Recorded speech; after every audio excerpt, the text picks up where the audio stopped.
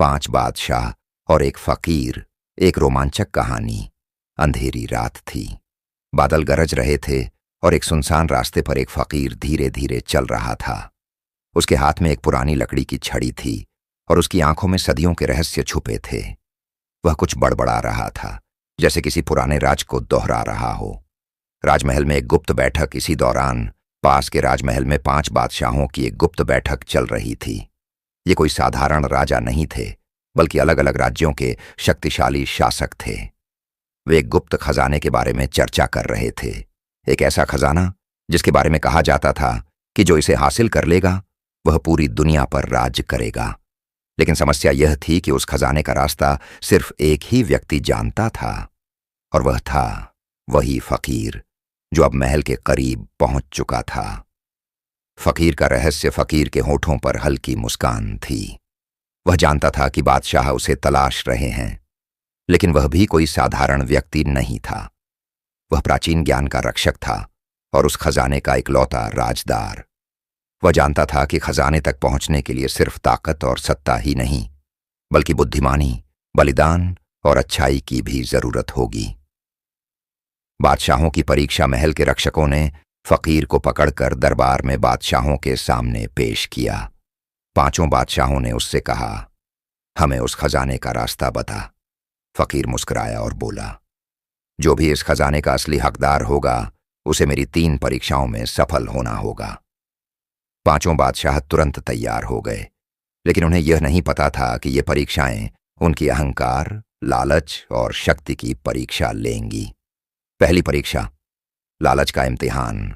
फकीर ने अपनी लकड़ी की छड़ी जमीन पर मारी और अचानक बादशाहों के सामने सोने, चांदी और हीरे जवाहरात का एक विशाल ढेर प्रकट हो गया। फकीर ने कहा, जो इस खजाने को छोड़कर आगे बढ़ेगा वही पहली परीक्षा पास करेगा। 4 बादशाहों की आंखें लालच से चमक उठीं। वे तुरंत दौड़कर सोने और हीरे लूटने लगे, लेकिन 5वां बादशाह वहीं शांत खड़ा रहा, मानो वह इस मायावी दौलत को देख ही नहीं रहा था। फकीर मुस्कुराया और बोला, तुम पहली परीक्षा में सफल हुए। दूसरी परीक्षा, शक्ति या दया।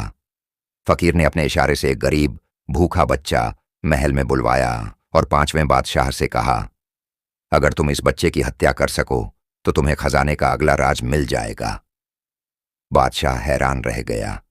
उसने धीरे से अपनी तलवार निकाली और कुछ पल के लिए सोचने लगा। बच्चा डर से कांप रहा था, लेकिन भागा नहीं। 4 लालची बादशाह खुशी खुशी तलवार उठाने के लिए तैयार थे, लेकिन 5वें बादशाह की आंखों में कुछ अलग था। फिर अचानक बादशाह ने तलवार जमीन पर फेंक दी और कहा, मैं खजाने से ज्यादा इंसानियत को अहमियत देता हूं। फकीर ने प्रसन्न होकर सिर हिलाया और कहा, तुम दूसरी परीक्षा में भी सफल हुए। तीसरी परीक्षा, सच्चाई का इम्तिहान। अब फकीर ने अंतिम प्रश्न पूछा, अगर यह खजाना तुम्हारी सत्ता को असीमित शक्ति दे सकता है तो क्या तुम इसे अपनी जनता में बांटोगे या सिर्फ अपने लिए रखोगे? बादशाह ने बिना कोई झिझक जवाब दिया, मैं इसे अपनी प्रजा की भलाई के लिए इस्तेमाल करूंगा, क्योंकि असली राजा वही होता है जो अपने लोगों की देखभाल करे। खजाने का रहस्य खुला। फकीर ने जमीन पर अपनी लकड़ी की छड़ी मारी।